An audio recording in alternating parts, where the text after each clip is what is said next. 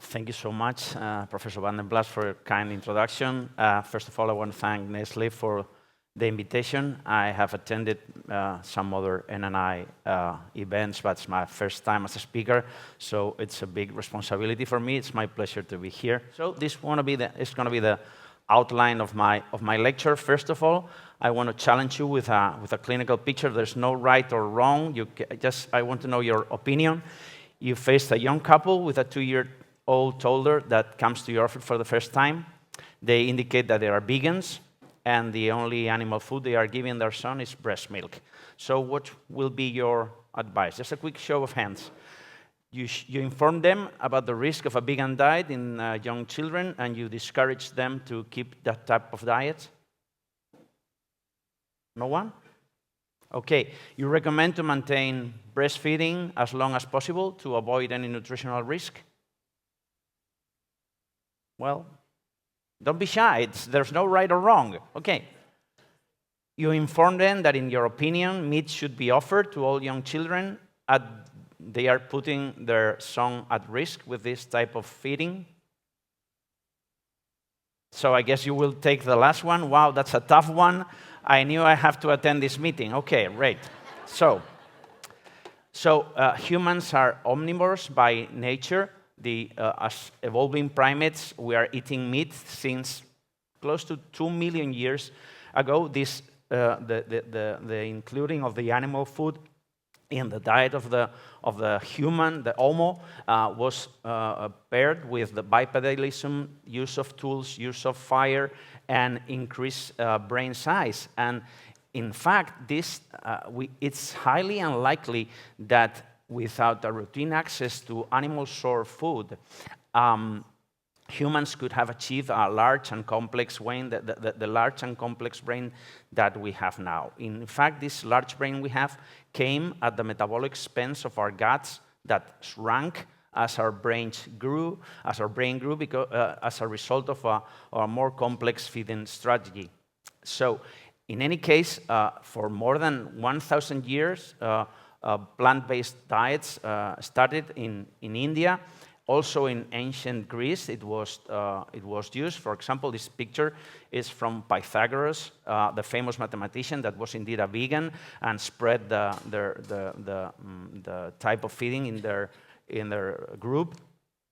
It's close to 22% of people worldwide that's following a vegetarian diet. But most of the people that is following this diet is not by choice, it's by necessity. They don't have access to animal food. On the other hand, in the industrialized countries, close to 10% of the population is following a vegetarian diet, all of them by choice. In fact, when we take a look at the figures, in those countries like India or China, where the prevalence of vegetarianism is really high, this prevalence is decreasing. On the other hand, in Europe, for example, or in the US, the prevalence is increasing. Countries like Germany, it's increasing more than 15 times in the last decade. These are data in adults. We don't have so many data in children, but we know that it's so important that this important Newsweek named the year 2019 as the year of the vegan. At least in the US, 25% of millennials are following a vegetarian diet. So that's really big number of people. As I told you before, we don't have so many data in children. This is a study from Italy. More than 300 families took this survey, and as you can see in the slide, close to 9% of the surveyed families followed a type of vegetarian weaning to their infants, and then after weaning, close to 5% follow a plant-based diet. There are plenty of reasons for people to choose a plant-based diet. Some of them are related to concerns about the greenhouse emissions by livestock. Some of them because they care about animal welfare. Many of them because they think that this type of diet is healthier. And of course, there are cultural, ethical, and religious beliefs that also are important in this choosing. Under this umbrella of vegetarian diets, there are plenty of diets. We can go to the more strict ones. For example, the vegans, they don't eat anything from animal origin.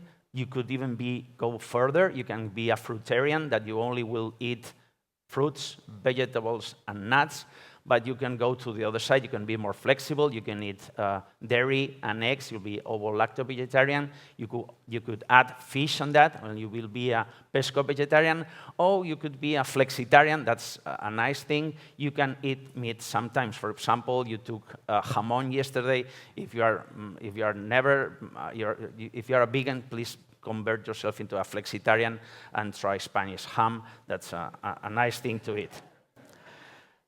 When you take food, you take any group of food out of your diet, you are at risk that some of the nutrients that are needed may become deficiency. And of course, the greater the number of foods you are excluding, the higher the risk to get any nutritional deficiencies. This doesn't mean that if you are following an omnivorous diet, you are at no risk of deficiencies. Of course, the risk of deficiencies is not exclusive for people following a plant-based diet, but we're talking about plant-based diets. We're not talking about omnivores. So there are specific nutrients that are at risk of deficiency in vegetarians: protein, vitamin B12, zinc, and others are shared with omnivorous diets. Long-chain PUFAs, vitamin D, calcium, iron, or iodine. It's a good thing to have guidelines.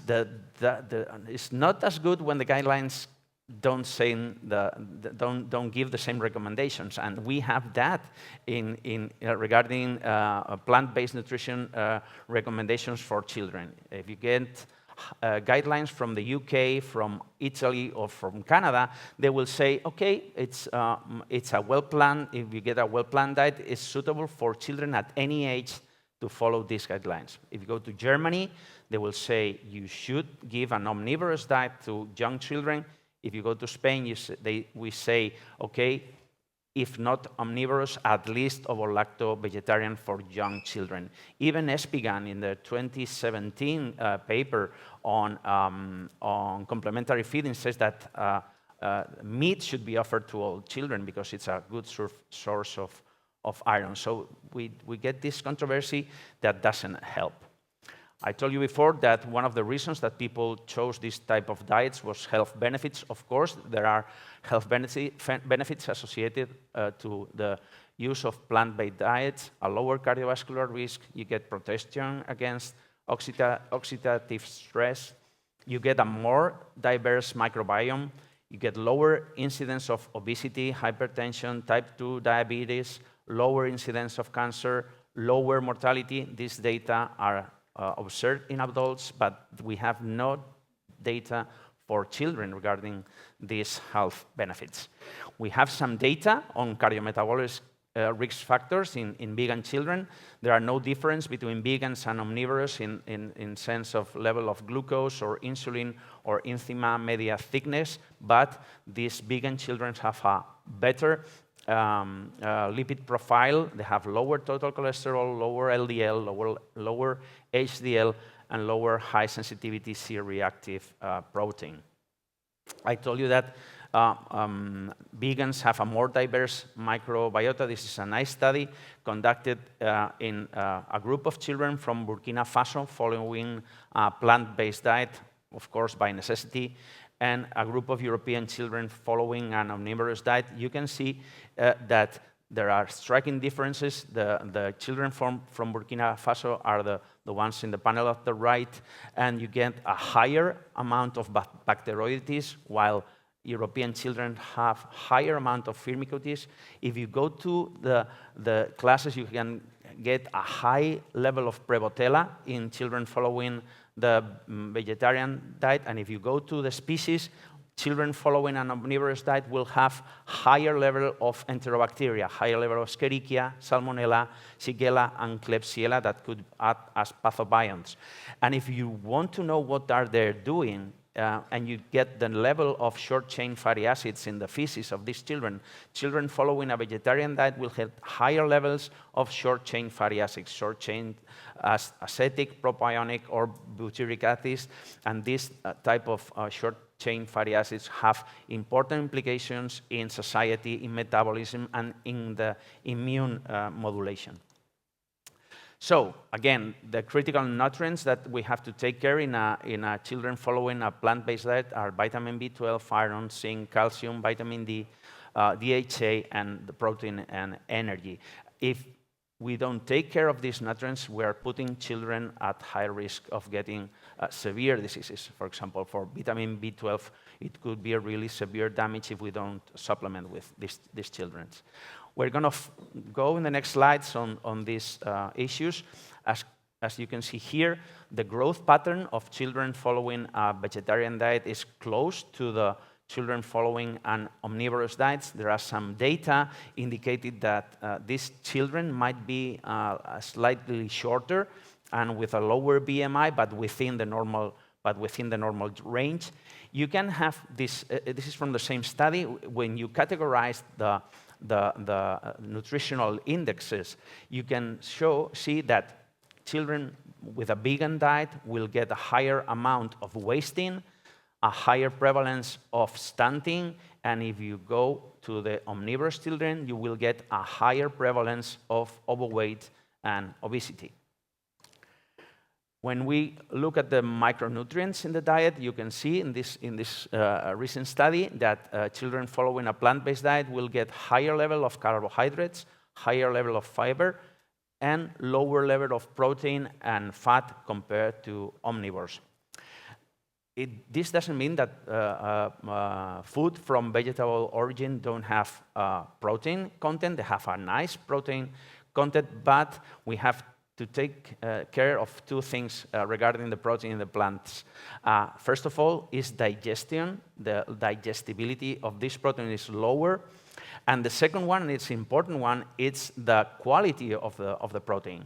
And the quality of the protein is based on the amount of essential amino acids that this protein is providing. For example, you get cereals, they are low in lysine. You get legumes, that they are low in methionine. So if you combine them both, you can get a protein complementation. You will increase the quality of this protein in a plant-based diet. Of course, you can also use foods like soy, quinoa, amaranth, lupins, hemp seed that will have a proportion of amino acids close to the one present in animal food, so you can use them also to get a better quality of the protein. It was previously said that this type of diets will show a healthy fat intake. They have high intake of PUFAs, low intake of saturated fatty acids, but DHA could be an important issue because we don't have any direct DHA source in a plant-based diet. Also, only if you go to algae. Only if you are including algae in your diet, you will get DHA. But these children will obtain DHA from the essential fatty acid of the omega-3 series. It's linoleic acid. So, alpha-linolenic acid, and you can find it in nuts, in flaxseed, in chia, or even in canola oil. But you also should limit the linoleic acid, the omega-6. The omega-6 oils, because if you get too much LA, you will you get down the conversion from ALA to DHA. So you have to limit corn and sunflowers, and of course you should limit the saturated fatty acids, some of them from vegetable origin, like palm or coconut. You should limit them because they will interfere with DHA conversion. Vitamin D is a nutrient at risk, not only in vegans, as you can see here in this study. This is a systematic review from 30 studies that analyzed the intake of different nutrients in vegans. You can see that also meat eaters are really low vitamin D intakes, but Fortunately for all of us, our main source of vitamin D is not the diet, it's sunlight exposure, as you all know. But calcium is another different thing. You can see if you are avoiding dairy, if you're a vegan, you are not taking any dairy in your diet, you will get a low intake of calcium. If you are ovo-lacto-vegetarian, you will get no problems, but whenever you are taking less than 500 ml of milk or dairy a day, you should assess that your calcium and vitamin D levels are okay. Of course, there are plant-based foods that are rich in calcium, but we have a problem again. Some of these foods are rich in oxalate, are rich in phytate, and this will limit their absorption. So you can recommend, okay, spinach. Spinach is a really good source of calcium. Yeah, it is, but its content in oxalate is really high, so you have to take 16 servings of spinach to get the same amount of calcium that is absorbed with 1 serving of milk. So if you are trying to do, you have to choose these foods that are rich in calcium but low in oxalate, let's say broccoli, kale, or bok choy, and for example. No? Iron, we were talking yesterday about iron intake, and as you can see at the slide, the iron intake is not so different. Children following a plant-based diet will get an intake of iron really similar to the children eating meat. And if you take a look to the right panel, you can see that, of course, ferritin levels are lower in vegans, ferritin levels are lower also in vegetarians, same for hemoglobin, but they are within the normal range. They are not below the normal range. But we have to take into consideration one thing, it's absorption. The same happens for iron, the same happens for zinc. The intake is similar. You can see at the right side of the panel, the intake is similar, but the absorption in vegetarians is much lower. It's close to less than 10%. And this is because of the anti-nutrients that are included. Oxalates, phytates, tannins are impairing the absorption of iron and zinc. You can pair them with vitamin C or with other acids like citric acid that will enhance the absorption of iron. This is no big news. You all know that vitamin B12 is deficient in vegetarians and also in vegans, and it should be supplemented. We all know this, but if you go and take a look on what is happening really in the population, you can see this. In Germany, 95% of the children from 1 to 3 years old following a vegan diet are getting a supplementation. But if you go, for example, to the Czech Republic, you will fall to 85%. If you go to Poland, you will fall to 70%. So you get 30% of the children receiving no supplementation of B12. This is putting children in a higher risk of a severe condition. And of course, you can say, okay, plant-based diets are healthy, but you can follow a complete vegan diet completely unhealthy. You can take refined carbs, you can get sweets, you can get sugar-sweetened beverages, you can get trans fat, tropical oils, and you can take a vegan burger. An ultra-processed food mimicking meat or mimicking fish, and this is completely unhealthy. And you might think they are following, okay, I'm following a plant-based diet, so I'm really happy, I'm really safe. So to provide a nutritional complete vegan diet for children, you need commitment, you need expert guidance, you need planning, you need resources, supervision, and supplementation. And are we as pediatricians ready to prepare? Are we prepared to support a plant-based diet? In the study I mentioned from Italy, 45% of the parents considered that their pediatrician was unable to provide an adequate information.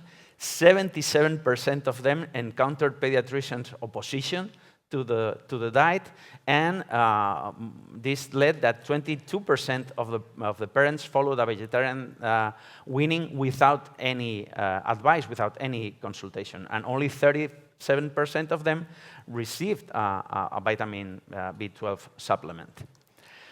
To help us as pediatricians, ESPGAN just published 1 month ago this recommendation, this important position paper. I highly recommend you to read this with detail. And these are the key recommendations. Children of a vegan diet should have regular nutrition counseling from a qualified pediatric dietitian. We should provide the same requirements for energy. We should recommend to increase the amount of protein to avoid these digestion and quality problems. We should include foods rich in alpha-linolenic acid regularly, and in children below the age of 2, we should consider an algal-based supplement of DHA.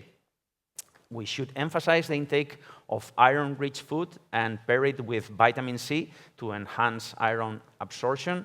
We should recommend breastfeeding or infant formula for 12 months or longer, and to avoid, of course, plant-based beverages.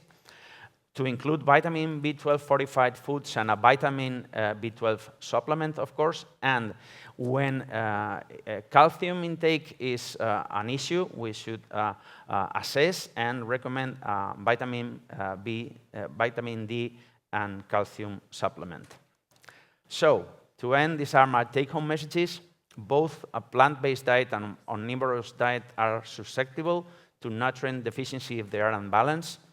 As there are specific risks associated with plant-based diet that could lead to severe damage, it is essential that these diets are meticulously planned and professional counseling and monitoring is undertaken.